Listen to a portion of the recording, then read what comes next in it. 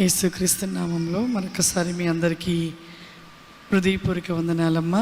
సామెతల గ్రంథము 13వ అధ్యాయము 2వ వచనము చదివి వినిపించండి.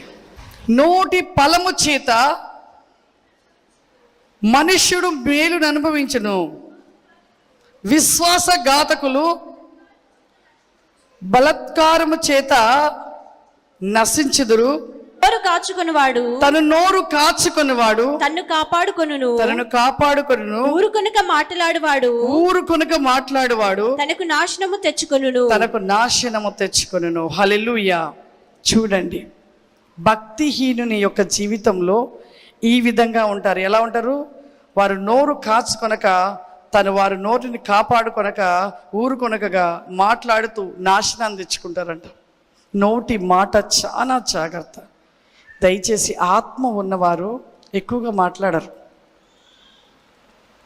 ఆత్మ ఉన్నవారి నోటి యొక్క మాటలు చాలా తక్కువగా ఉంటాయి. ఒక మాట వినినా ఆ మాట అక్కడ విడిచిపెడతారు. దాన్ని మళ్ళీ తీసుకెళ్ళి ఇంకొకరు రిపీట్ చేయరు, మరలా తీసుకెళ్ళి రిపీట్ చేయరు. అలా రిపీట్ చేసే వారిలో దేవుడు ఆత్మ కాదు ఉండేది, దెయ్యం ఆత్మ. అది జ్ఞాపకం చేసుకునండి.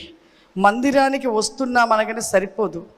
వచ్చాము అంటే ఖచ్చితంగా ఆశీర్వాదం తీసుకుని వెళ్ళాలి. వచ్చాము అంటే ఆ వారములో మన జీవితంలో మార్పు అనేది రావాలి. మార్పు లేని జీవితం ఎంతకాలం మందిరానికి వచ్చిన ప్రయోజనం ఉండదు, ఆశీర్వాదం ఉండదు. ఒక భక్తి కలిగిన వ్యక్తి, ఒక భక్తిహీనుడు కలిగిన వ్యక్తి ఒక దగ్గర నిలిచినప్పుడు ఈ భక్తిహీనత కలిగి ఉన్న వ్యక్తి భక్తితో ఉన్న వ్యక్తితో ఎవరి మీదనో కొన్ని మాటలు చెప్తున్నప్పుడు ఈ భక్తిపరుడు ఏం మాట్లాడాలి? అలా మాట్లాడకూడదు. మనం దేవునితో ఉంచున్నాము, ఒకరి మీద ఆ విధంగా పలకకూడదని దేవుని మాటలు చెప్పి ఏం చేయాలి? సరిచేయాలి. కానీ ఆ విధమైన జీవితం ఉండట్లేదు. చాలా మంది ఒకరు చెప్తున్నప్పుడు దాన్ని ఏం చేస్తారంటే అవునా అవునా అన్న మాట ఎక్కడ వచ్చిందో చెప్పండి. సాతానే కదా ఫస్ట్ మాట. సాతాన్ మాట్లాడిన మాట అవునా. మనం కూడా అదే మాట, అవునా అలా జరిగిందా అనేసి దాన్ని చక్కగా విని ఇంకా పక్కోళ్ళకి ఏం చెప్తాం, దానికి ఒక 4 యాడ్ చేసి చెప్తాం. ఇటువంటి క్రియలు కలిగిన వారు అపవాది సొత్తు.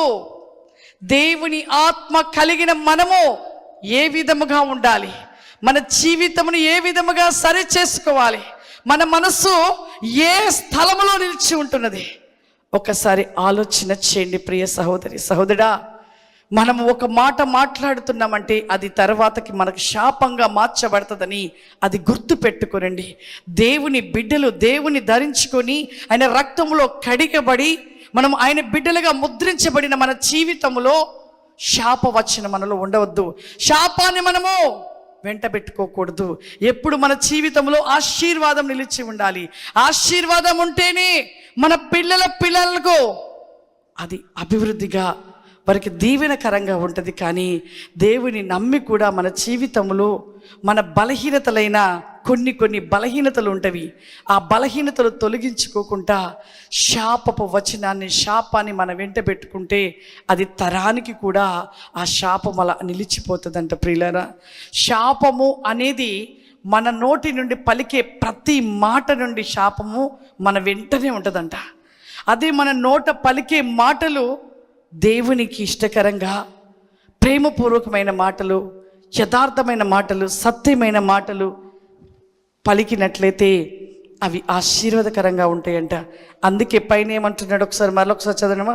నోటి ఫలము చేత మనుష్యుడు మేలు అనుభవిస్తాడంట, మేలు కలుగుతుందంట, ఆశీర్వాదం కలుగుతుందంట. అదే ఇంకొక మాట, విశ్వాసఘాతకులు బలాత్కారము చేత నశించుదురు, తన నోరు కాచుకునివాడు తన్ను కాపాడుకొనును. హల్లెలూయా. తన నోరు కాచుకునివాడు తన్ను కాపాడుకుంటాడంట. ఇక్కడ చూడండి, నోటి మాటే కదా ప్రతి విషయంలో. ఈ నోటి నుండి వచ్చే మాటను బట్టి మనము సాతానికి దొరికిపోతున్నాం. నాకైతే అనిపిస్తుంది, పరిశుద్ధాత్మ పొందుకున్న వారము ఒక వ్యక్తి ఒక మాట మాట్లాడుతున్నప్పుడు మనలో ఎంతో తగ్గింపు వస్తుంది. వారు మనని అనేక రకమైన నిందలు అవమానాలంగా అంటున్నా కూడా మనలో ఎంతో తగ్గింపుగా ఉండగలుగుతాం.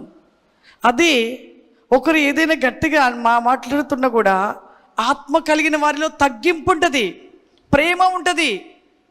కానీ వాళ్ళు మాట్లాడారని మనము మాట్లాడి వాళ్ళు మాట్లాడి ఎంత భయంకరం అది.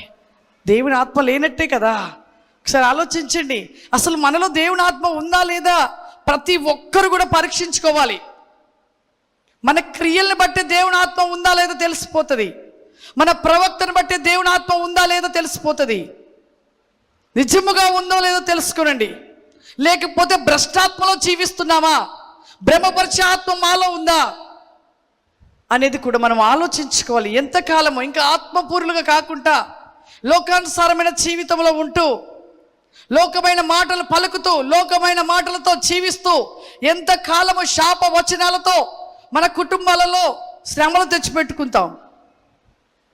ఆశీర్వాదము ఉంటే దేవుడు ప్రతి విషయంలో కూడా దేవుడు మన జీవితంలో విజయం ఉంటుంది. ఆశీర్వాదం రావాలంటే నీ క్రియలు మంచిగా ఉండాలి కదా, నీ ప్రవక్తలు మంచిగా ఉండాలి కదా, నీ మాట్లాడే విషయంలో జాగ్రత్తగా మాట్లాడాలి కదా. మన మాటలు కొద్దిగా ఉండాలంట. దేవుడు ఆత్మ కలిగిన వారు కొద్దిగానే మాట్లాడతారు, ఎక్కువగా మాట్లాడరు. వాళ్ళ ముచ్చట్లు మాట్లాడరు. అక్కడ మాటలు ఇక్కడ చెప్పరు, ఇక్కడ మాటలు అక్కడ చెప్పరు. వారు వేరే వ్యక్తి మాటలు చెప్తుంటే కూడా ఆ మాటలు వినలేరు. దేవుడు ఆత్మ విననివ్వదు. లోకానుసారమైన మాటలు చెప్తుంటే దేవుని ఆత్మ విననీయదు. చాలామంది అలానే భ్రమలలో జీవిస్తున్నారు. మాకేంటి, మాలో దేవుని ఆత్మ ఉంది మాలో దేవుని ఆత్మ అని అనుకుంటున్నారు. దేవుని ఆత్మ ఉంటే ప్రతి విషయంలో తగ్గించుకొని జీవిస్తారు. వారే నిత్యమైన దేవుని ఆత్మ కలిగిన వారు, పరిపూర్ణులు వాళ్ళు.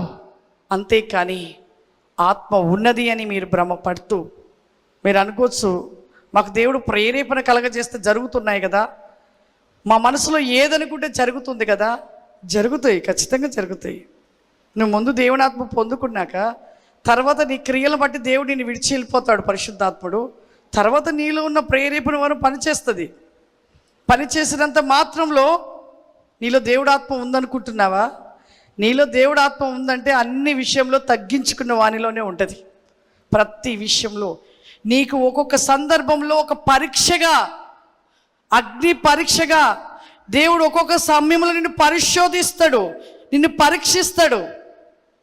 ఆ పరీక్షలు నువ్వు గెలవాలి అంటే నీ మీద నిందలు, అవమానాలు, అనేక రకమైన మాటలు నీ ఎదుటకొచ్చి నిన్ను తిడతారు, ఎన్నో వస్తాయి. అన్నిట్లో నువ్వు ఓర్చుకొని భరించి చిరునవ్వుతో వారితో స్నేహము మరలా చేసి వారితో ప్రేమపూర్వకంగా మాట్లాడుటే నీలో నిత్యమైన దేవుని ఆత్మ ఉన్నట్టు. అది జ్ఞాపకం చేసుకోనండి.